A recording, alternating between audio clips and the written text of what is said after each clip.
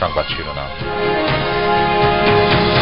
মানবতা বিরোধী অপরাধের দায়ে কাদের মোল্লার মৃত্যুদণ্ড কার্যকর, দাফন ফরিদপুরে।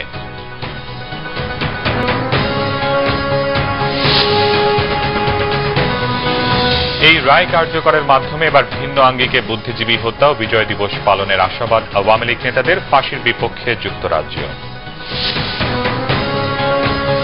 প্রেসিডেন্ট পার্ক থেকে এরশাদ র্যাবের গাড়িতে চিকিৎসার জন্য নেওয়া হয়েছে সিএমএইচে, জানিয়েছে র্যাব।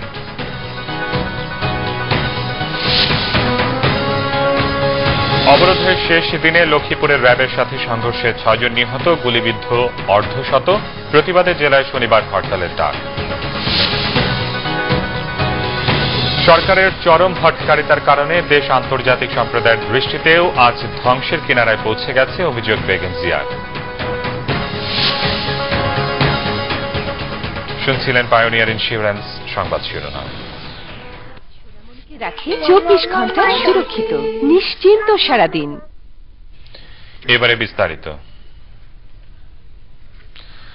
কার্যকর করা হয়েছে যুদ্ধাপরাধী কাদের মোল্লার মৃত্যুদণ্ডের রায়। রাত 10:01 রায় কার্যকর করা হয়। এর আগে আদালতের আদেশের পরই সব ধরনের প্রস্তুতি শেষ করে কারা কর্তৃপক্ষ। সন্ধ্যায় শেষ দেখা করেন কাদের মোল্লার পরিবারের সদস্যরা। সঞ্জিদ আহমেদকে সাথে নিয়ে জানাচ্ছেন রকুনুজ্জামান। ক্যামেরায় ছিলেন শাহাদাত বাপ্পি ও জহুরুল হক জনি।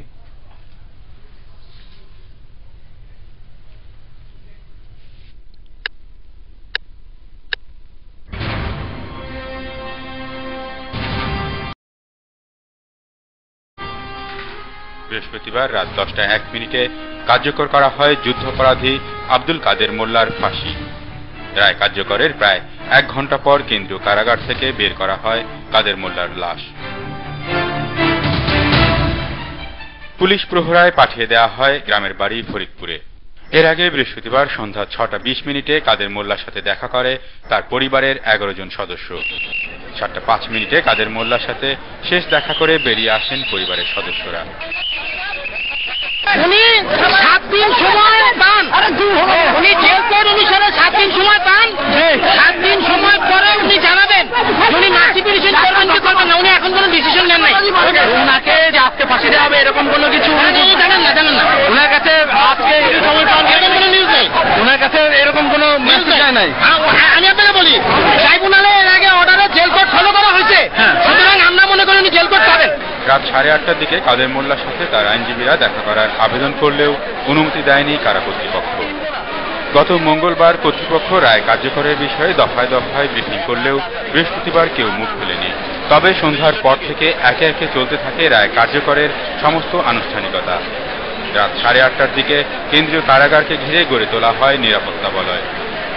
রাত 8টায় কারাগারে প্রবেশ করেন সিভিল সার্জন, জেলা ম্যাজিস্ট্রেট সহ কারাগারের ঊর্ধ্বতন কর্মকর্তারা।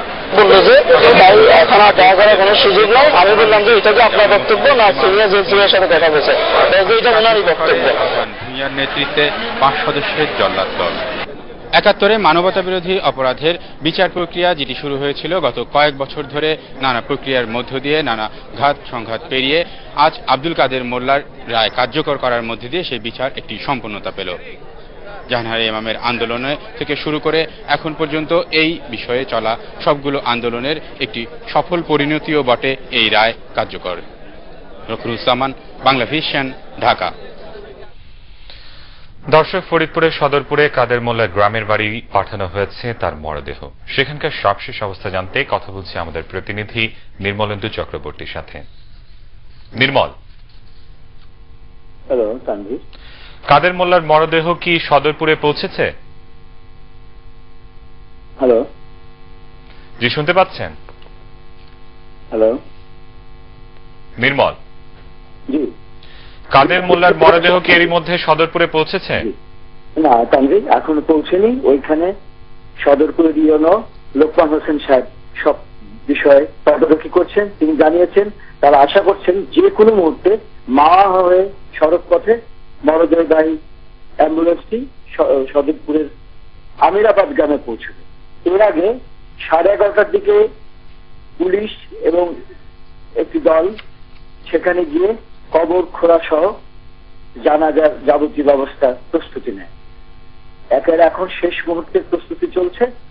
তো পুরো এলাকা পুলিশি নিরাপত্তা বেষ্টনী গড়ে তোলা হয়েছে। তার বাইরে মিডিয়া কর্মীরা অপেক্ষা করছেন, আর জানাজায় অংশ নেওয়ার জন্য এলাকাবাসী অপেক্ষা করছেন।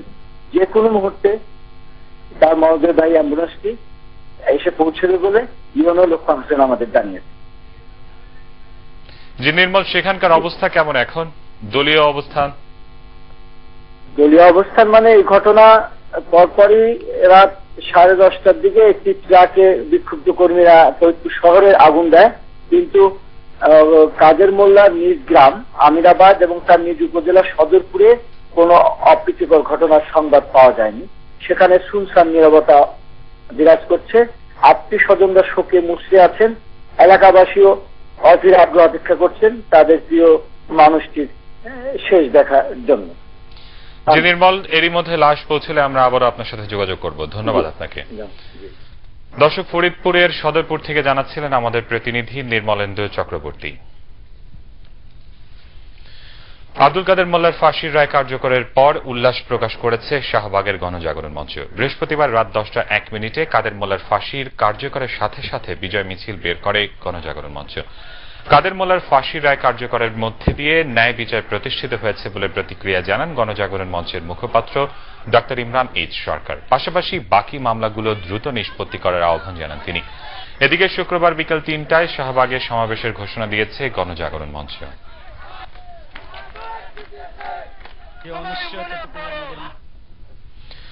মানবতা বিরোধী অপরাধের দায়ে কাদের মোল্লার ফাঁসি কার্যকরের পর দেশে বিভিন্ন স্থানে তাণ্ডব চালিয়েছে জামায়াত শিবির কর্মীরা। বৃহস্পতিবার রাতে রাজশাহীর 28 নং ওয়ার্ড আওয়ামী লীগের সভাপতির বাড়িতে হামলা, ভাঙচুর ও অগ্নিসংযোগ করে শিবির কর্মীরা। বিনোদপুর বাজারে পুলিশের সাথে সংঘর্ষে আহত হয় 20 শিবির কর্মী। সাবেক প্রতিমন্ত্রী ওমর ফারুক চৌধুরীর বাড়িতে হামলা ও পেট্রোল বোমা নিক্ষেপ করে শিবির কর্মীরা। চট্টগ্রাম কক্সবাজার চট্টগ্রাম বান্দরবান সড়ক অবরোধ করে শিবির কর্মীরা। বাঁশখালীতে বাজারে আগুন দেয় জামায়াত শিবির কর্মীরা। এছাড়া লোহাগড়া ফরেস্ট অফিসে আগুন দেয় তারা। বান্দরবান কেনারীহাট সড়ক কেটে ফেলে শিবির কর্মীরা। ফেনী ঢাকা চট্টগ্রাম মহাসড়কে কমপক্ষে 20টি গাড়িতে আগুন দেওয়া হয়। হবিগঞ্জের বাহুবলে জামায়াত, বিএনপি ও আওয়ামী লীগের কর্মীদের সংঘর্ষে গুলিবিদ্ধ হয় 7 জন।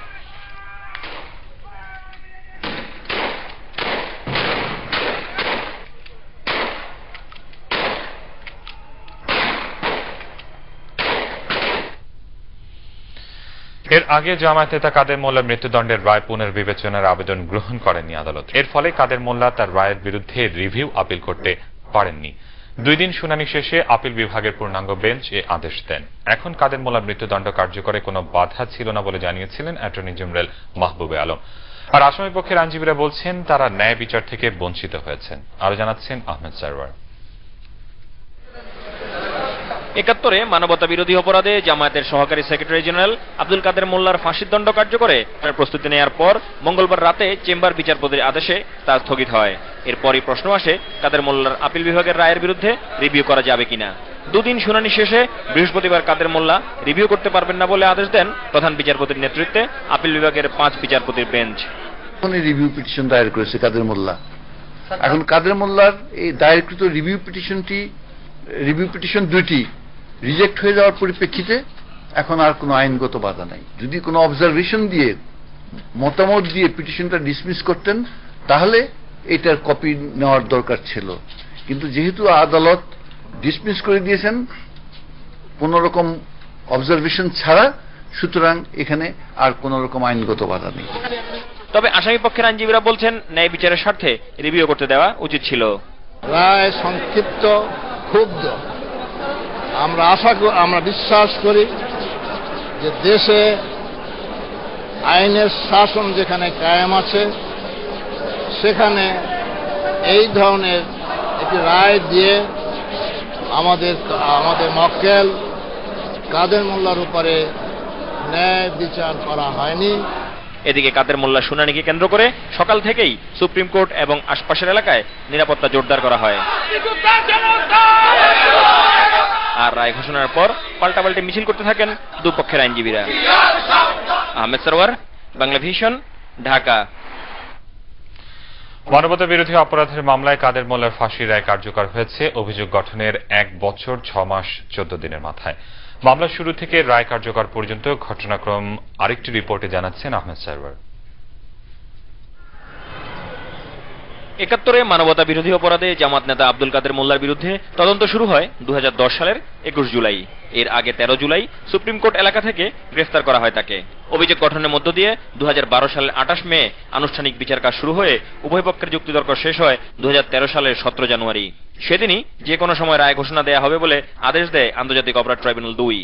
5/2/2013 তারিখে আব্দুল কাদের মোল্লা মোকদ্দমার রায় ঘোষিত হবে। এরপর বিচারপতি ওবায়দুল হাসানের নেতৃত্বে 3 সদস্যের ট্রাইব্যুনাল কাদের মোল্লাকে যাবজ্জীবন কারাদণ্ডের আদেশ দেন 2013 সালের 5 ফেব্রুয়ারি। মুক্তিযুদ্ধের সময় তার বিরুদ্ধে হত্যা, গণহত্যা ও ধর্ষণ সহ মানবতা বিরোধী 6টি অপরাধের মধ্যে 5টিতে জড়িত থাকার প্রমাণ পাওয়া যায়। প্রথম 3টিতে সম্পৃক্ততার অভিযোগে দেয়া হয় 15 বছরের কারাদণ্ড। আর আলোকদি গ্রামে গণহত্যা এবং মিরপুরে হযরত আলী ও তার স্ত্রী পুত্রকন্যাকে হত্যা এবং এক কন্যাকে গণধর্ষণে জড়িতের প্রমাণ পাওয়ায় যাবজ্জীবন কারাদণ্ডের আদেশ দেয় ট্রাইব্যুনাল। সেন্টেন্স আমরা পাইনি, আপিল করা ছাড়া আমাদের উপায় কি? এজলাসে দাঁড়িয়ে রায় প্রত্যাখ্যান করে কাদের মোল্লা অভিযোগ করেন রাজনৈতিক কারণে তাকে শাস্তি দেয়া হয়েছে। এরপরই রায় প্রত্যাখ্যান করে শাহবাগে শুরু হয় আন্দোলন। গড়ে ওঠে গণজাগরণ মঞ্চ। গণ আন্দোলনের মুখে দুই পক্ষকে আপিলের সুযোগ দিয়ে সংশোধন করা হয় আন্তর্জাতিক অপরাধ ট্রাইব্যুনালস আইন। এরপর আপিল হয় 2013 সালের 4 মার্চ। কাদের মোল্লার দণ্ডের বিরুদ্ধে এপ্রিলের 1 তারিখে আপিল শুনানি শুরু হয়ে চলে 3 মাস 23 দিন। শুনানির সময় আইনের সংশোধনী কাদের মোল্লার ক্ষেত্রে প্রযোজ্য হবে কিনা সে বিষয়ে 7 জন অ্যামিকাস কিউরির বক্তব্য শোনেন আদালত। 39 কার্যদিবসে 2013 সালের 23 জুলাই অ্যাটর্নি জেনারেল তার বক্তব্য শেষ করলে প্রধান বিচারপতির নেতৃত্বে আপিল বিভাগ বিষয়টি রায়ের জন্য অপেক্ষমান রাখেন।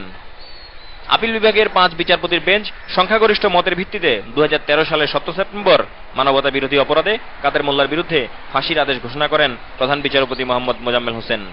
হযরত আলী, তার স্ত্রী, 2 মেয়ে ও 1 ছেলেকে হত্যার অভিযোগে ট্রাইব্যুনালের দেয়া যাবজ্জীবন কারাদণ্ড বাড়িয়ে ফাঁসির আদেশ দেয় আপিল বিভাগ।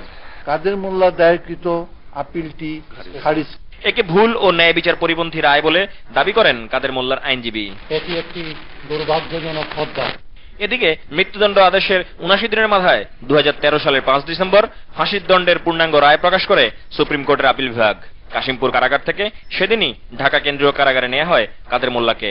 সরকার সিদ্ধান্ত নেবেন কিভাবে এটা কার্যকর করবে। কাদের মোল্লার আইনজীবী ব্যারিস্টার আব্দুর রাজ্জাক জানিয়েছেন, সংবিধান অনুযায়ী রায়ের বিরুদ্ধে রিভিউ পিটিশন দাখিল করবেন তারা। সংবিধানের 105 অনুচ্ছেদ অনুযায়ী রিভিউ পিটিশন দাখিল করব।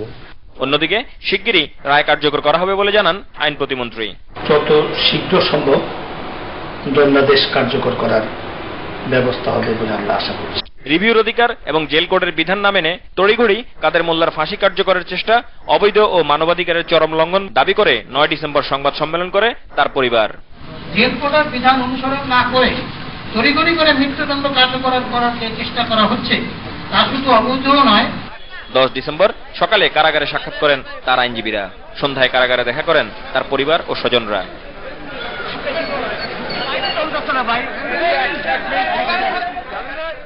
সেদিন রাত 12:01 কার্যকর করা হবে ফাঁসির দণ্ড, এমন ঘোষণা দেন স্বরাষ্ট্র প্রতিমন্ত্রী। আজ রাত্রির মধ্যেই রায়টি কার্যকর করে। কিন্তু রাত 10টার দিকে চেম্বার বিচারপতির আদেশে স্থগিত করা হয় ফাঁসি। 2013 সালের 11 ডিসেম্বর সকালে আপিল বিভাগে রিভিউ এর গ্রহণযোগ্যতা নিয়ে শুনানি শুরু হয়। 12 ডিসেম্বর দুপুরে শুনানি শেষে প্রধান বিচারপতির নেতৃত্বে 5 সদস্যের আপিল বিভাগের বেঞ্চ এই আবেদন খারিজ করে দেন। এর মধ্য দিয়েই শেষ হয় সব আইনি প্রক্রিয়া। আহমেদ সরওয়ার, বাংলা ভিশন, ঢাকা। কাদের মোল্লার ফাঁসির রায় কার্যকরের মাধ্যমে এবার ভিন্ন আঙ্গিকে বুদ্ধিজীবী হত্যা ও বিজয় দিবস পালিত হবে জানিয়েছেন আওয়ামী লীগের যুগ্ম সাধারণ সম্পাদক মাহবুবুল আলম হানিফ। বঙ্গবন্ধু এভিনিউতে মহানগর আওয়ামী লীগের বর্ধিত সভায় তিনি কথা বলেন। আইন প্রতিমন্ত্রী অ্যাডভোকেট কামরুল ইসলাম বলেছেন, ভবিষ্যতে আর এ মামলার রিভিউ গ্রহণ করা হবে না। তাইমুর রশিদের রিপোর্ট। মৃত্যুদণ্ডের রায় পুনর্বিবেচনার আর সুযোগ পাচ্ছেন না জামাত নেতা কাদের মোল্লা। এই খবরে বঙ্গবন্ধু অ্যাভিনিউতে আনন্দে মাতেন আওয়ামী লীগ নেতাকর্মীরা। স্লোগানে গর্জে ওঠে পুরো এলাকা। এ সময় আইন প্রতিমন্ত্রী কামরুল ইসলাম বলেন, চূড়ান্ত লড়াইয়ে বিজয় অর্জিত হয়েছে। এই চূড়ান্ত ফয়সালা হওয়ার পরে ভবিষ্যতে এই মামলার যত আপিল নিষ্পত্তি হবে আর উচ্চ আদালতে রিভিউ যাওয়ার কোনো সুযোগ থাকবে না। মাহবুবুল আলম হানিফ বলেন, রায় কার্যকর স্থগিত হওয়ায় ক্ষুব্ধ ও দুঃখ পেয়েছিল জাতি। গোটা দেশ এখন কাদের মোল্লার ফাঁসি বাস্তবায়নের অপেক্ষায়। গোটা জাতি এই কসাই কাদের মোল্লার রায় কার্যকর হওয়ার পরে তারা স্বতঃস্ফূর্ত হয়ে তাদের বুকের উপর থেকে পাথর সরে যাওয়ার কারণে, তাদের কপালের উপর থেকে কালিমা সরে যাওয়ার কারণে স্বতঃস্ফূর্তভাবে শহীদ বুদ্ধিজীবী দিবসে শ্রদ্ধাঞ্জলি নিবেদন করবেন। আজকে সেই স্বাধীনতার চরম একটি ধাপে আমরা পৌঁছতে পারব এই রায় কার্যকরের মধ্য দিয়ে। স্বাভাবিকভাবে আমাদের এবার বিজয় দিবস হবে ভিন্ন মাত্রায়, ভিন্ন আঙ্গিকে। তারানকোর মধ্যস্থতায় রাজনৈতিক সংকট উত্তরণে দুই দলের আলোচনা শুরু হলেও এখনো পর্যন্ত কোনো সমাধান হয়নি বলেও জানান আওয়ামী লীগের এই যুগ্ম সাধারণ সম্পাদক। তাইমুর রশিদ, বাংলা ভিশন, ঢাকা। এদিকে যুদ্ধাপরাধের বিচার চাইলেও কাদের মোল্লার ফাঁসির বিপক্ষে যুক্তরাজ্য।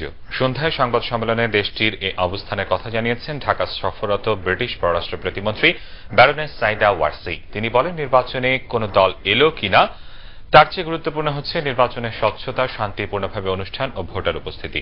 সংকট উত্তরণে দুই নেত্রী ছাড় দিতে প্রস্তুত বলেও জানান তিনি। তাইমুর রশিদের রিপোর্ট। একদিনের সফরে ঢাকায় এসে প্রথমেই প্রধানমন্ত্রী শেখ হাসিনার সঙ্গে দেখা করেন যুক্তরাজ্যের পররাষ্ট্র ও কমনওয়েলথ বিষয়ক জ্যেষ্ঠ প্রতিমন্ত্রী ব্যারোনেস সাইদা ওয়ারসি। সংবিধান অনুযায়ী আগামী নির্বাচন অবাধ, সুষ্ঠু ও নিরপেক্ষ হবে বলে ওয়ারসিকে আশ্বস্ত করেন প্রধানমন্ত্রী। পরে দুপুর 1টার দিকে প্রধান নির্বাচন কমিশনার কাজী রকিবউদ্দিন আহমদের সাথে দেখা করেন তিনি। এরপর পররাষ্ট্রমন্ত্রী AH মাহমুদ আলীর সাথেও দেখা করেন ব্রিটিশ পররাষ্ট্র প্রতিমন্ত্রী। বিকেলে বিরোধী দলীয় নেত্রী বেগম খালেদা জিয়ার সাথে দেখা করেন তিনি। বর্তমান রাজনৈতিক পরিস্থিতিতে উদ্বেগ প্রকাশ করেন ওয়ারসি।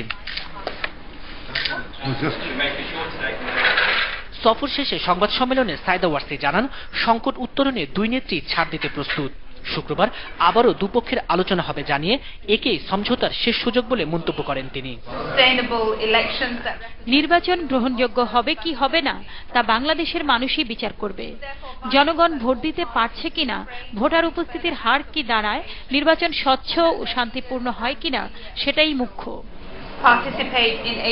কাদের মোল্লার ফাঁসির রায় কার্যকর প্রসঙ্গেও ব্রিটেনের অবস্থান তুলে ধরেন Warsi. The UK has a very clear position on the use of the death penalty. মানবতা বিরোধী অপরাধের বিচারের পক্ষে আমরা, তবে শুধু এই মৃত্যুদণ্ড নয়, যুক্তরাজ্য সব ধরনের মৃত্যুদণ্ডের বিপক্ষে। In the European Union. এর আগে গত ফেব্রুয়ারিতেও ঢাকা সফর করেছিলেন ব্রিটেনের এই সিনিয়র প্রতিমন্ত্রী। তাইমুর রশিদ, বাংলা ভিশন, ঢাকা। জাতীয় পার্টির চেয়ারম্যান হুসেইন মোহাম্মদ এরশাদকে তুলে নিয়ে গেছে আইন শৃঙ্খলা রক্ষাকারী বাহিনী। বৃহস্পতিবার রাত 12:15টার দিকে কড়া প্রহরায় বাড়িধারার বাসভবন থেকে তাকে সিএমএইচে নিয়ে যায় সাদা পোশাকের র্যাব সদস্যরা। যদিও র্যাবের দাবি আটক নয়, অসুস্থ হওয়ায় হাসপাতালে ভর্তি করা হয়েছে জাপা চেয়ারম্যানকে। সুজন মাহমুদের সহায়তায় আরো জানাচ্ছেন রাসেল আহমেদ। বেশ কদিন ধরেই নির্বাচনে যাওয়া না যাওয়া নিয়ে আলোচনায়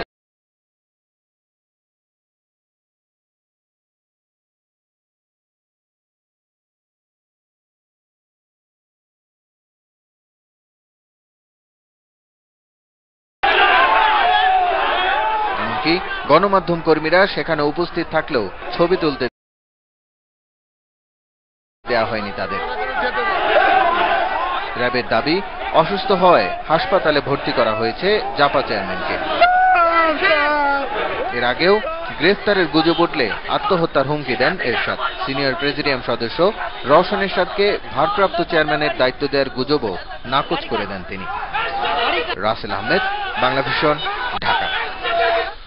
আগামী নির্বাচনে অন্য কাউকে লাঙ্গল প্রতীক বরাদ্দ না দিতে নির্বাচন কমিশনকে অনুরোধ জানিয়েছেন জাতীয় পার্টির চেয়ারম্যান হুসেইন মোহাম্মদ এরশাদ। এদিকে নির্বাচন থেকে জাতীয় পার্টির মনোনয়ন প্রত্যাহারের সিদ্ধান্ত অব্যাহত আছে বলে জানিয়েছেন দলের মহাসচিব ABM রুহুল আমিন হাওলাদার।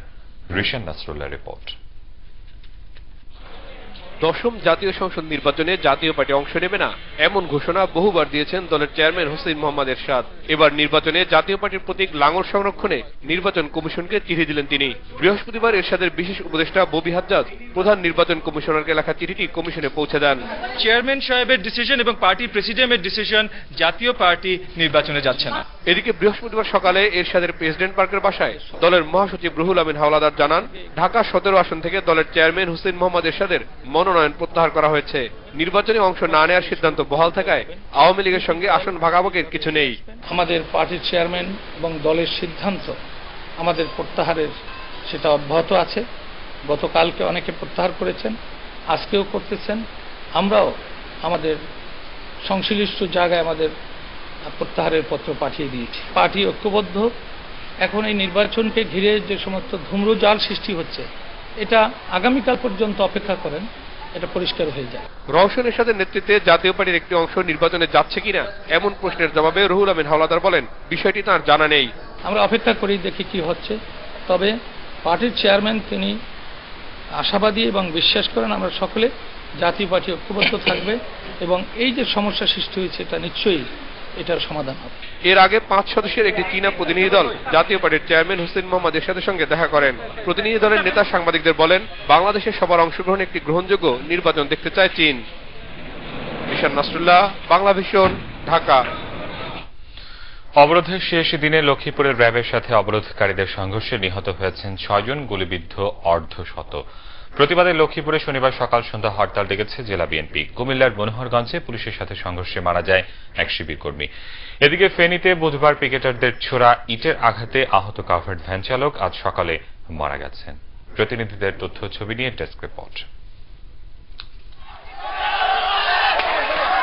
লক্ষ্মীপুর জেলা বিএনপি সাধারণ সম্পাদক শাহাবুদ্দিন সাবুর বাসায় অভিযান ও তাকে গ্রেপ্তারের জের ধরে র্যাবের সাথে 18 দলের নেতাকর্মীদের সংঘর্ষ হয়। এ সময় গুলিবিদ্ধ হয়ে মারা যান বিএনপির ইকবাল মাহমুদ জুয়েল ও মাহবুব, শিবির কর্মী মাহমুদ ও সুমন এবং এক পথচারী। গুলিবিদ্ধ হয় অন্তত 50 জন। তাদের মৃত্যুর খবর ছড়িয়ে পড়লে শহরের বিভিন্ন স্থানে শুরু হয় হামলা, ভাঙচুর ও অবরোধ। এদিকে লক্ষ্মীপুর ঢাকা মহাসড়কের পুলিশ লাইন এলাকায় র্যাব সদস্যদের ঘেরাও করে রাখে বিক্ষুব্ধরা। পরিস্থিতি পর্যবেক্ষণে ঢাকা থেকে লক্ষ্মীপুরে হেলিকপ্টার পাঠায় র্যাব। 8 ঘণ্টা পর র্যাব সদস্যদের উদ্ধার করে পুলিশ ও বিজিবি সদস্যরা। মেহেরপুর মুজিবনগর সড়কের বন্দর পিটিআই মোড়ে পুলিশ বিজিবির সাথে 18 দলের নেতাকর্মীদের সংঘর্ষ হয়। এতে গুলিবিদ্ধ হয় 5 জন। 18 দলের অবরোধের শেষ দিনে ব্রাহ্মণবাড়িয়ার নাসিরনগরে লাঠি মিছিল করেছে অবরোধকারীরা। সিলেটে নগরীর কাজলশাহ এলাকায় মিছিল করে শিবির। এ সময় পুলিশের সাথে সংঘর্ষে আহত হয় সাংবাদিক সহ অন্তত 35 জন। চট্টগ্রামের চান্দগাঁওয়ে পুলিশের সাথে শিবিরের সংঘর্ষে আহত হয় 5 জন। এদিকে ফেনীতে বুধবার পিকেটারদের ছোড়া ইটের আঘাতে আহত কাভার্ড ভ্যান চালক সকালে মারা গেছেন। সাতক্ষীরায় জামায়াত শিবির ঝটিকা মিছিল বের করে। মিছিল থেকে কয়েকটি ককটেল বিস্ফোরণ হয়। এ সময় রাবার বুলেট ছোড়ে পুলিশ। আহত হয় অন্তত 10 জন। শাফিন খান, বাংলা ভিশন, নিউজ ডেস্ক। এদিকে গণমাধ্যমে দেয়া এক বিবৃতিতে বিরোধী দলীয় নেত্রী বেগম খালেদা জিয়া বলেছেন, সরকারের চরম হঠকারিতায় দেশ আজ আন্তর্জাতিক সম্প্রদায়ের দৃষ্টিতেও ধ্বংসের কিনারায় উপনীত হয়েছে। সরকার রাষ্ট্রীয় ও পেশি শক্তির মাধ্যমে ভিন্ন মত দমাতে চাইছে বলে অভিযোগ করেন বেগম জিয়া। তিনি বলেন, বিএনপি ঐক্যমত্যের ভিত্তিতে বিরাজমান সমস্যা সমাধান চাইলেও সরকার বল প্রয়োগ করে দমন পীড়ন অব্যাহত রেখেছে। ক্ষমতা আঁকড়ে থাকতেই দেশে চরম নৈরাজ্যকর পরিস্থিতি তৈরি করা হয়েছে বলেও অভিযোগ করেন বিএনপি চেয়ারপারসন। চলমান সংকট নিরসনে জাতিসংঘের মহাসচিব বান কি মুন সহ বিশ্বের বিভিন্ন দেশের নেওয়া উদ্যোগের প্রশংসা করেন বিরোধী দলীয় নেত্রী। প্রশাসন এবং আইন শৃঙ্খলা বাহিনীকে সরকার দলীয় কাজে ব্যবহার করছে বলেও বিবৃতিতে উল্লেখ করা হয়। লক্ষ্মীপুর সহ দেশের বিভিন্ন জায়গায় বিরোধী দলের নেতাকর্মীদের হতাহতের ঘটনায় নিন্দা জানিয়ে বেগম জিয়া নিহতদের রুহের মাগফিরাত কামনা করেন। নির্দলীয় নিরপেক্ষ সরকারের অধীনে নির্বাচনের মাধ্যমে জনগণের পছন্দের সরকার গঠনের মাধ্যমে চলমান সংগ্রাম কাঙ্ক্ষিত লক্ষ্যে পৌঁছাবে বলে জানান বেগম জিয়া। বিরোধী দলীয় নেত্রী বেগম খালেদা জিয়ার সাথে দেখা করেছেন জাতীয় পার্টির একাংশের নেতা কাজী জাফর আহমেদ। প্রধানমন্ত্রী পদত্যাগ এবং অবিলম্বে সব দলের অংশগ্রহণে নির্বাচনের দাবি জানান তিনি। দমন পীড়ন বন্ধ করুন, এখনো সময় আছে, আপনি পদত্যাগ করেন। আমি প্রধানমন্ত্রীকে বলবো আপনি পদত্যাগ করেন। আপনি পদত্যাগ করার পরে রাষ্ট্রপতিকে দায়িত্ব দিন, তিনি সমস্ত বিরোধী দলগুলোর সাথে আলাপ আলোচনা করুক, একটা ফলপ্রসূ সংলাপ করুক, সংলাপ করে কিভাবে একটা সমাধানের সূত্র খুঁজে বের করা যায়। না হলে আপনার সামনে শুধু ব্যর্থতা গ্লানি আছে, আর আছে রক্তপাত, আছে গৃহযুদ্ধের অশনি সংকেত। নিচ্ছি স্বপ্নধারা আবাসন সংবাদ বিরতি, সাথেই থাকুন। ফিরে এসে থাকছে নেলসন ম্যান্ডেলার প্রতি শ্রদ্ধা নিবেদন শেষে দেশে ফিরেছেন রাষ্ট্রপতি আব্দুল হামিদ।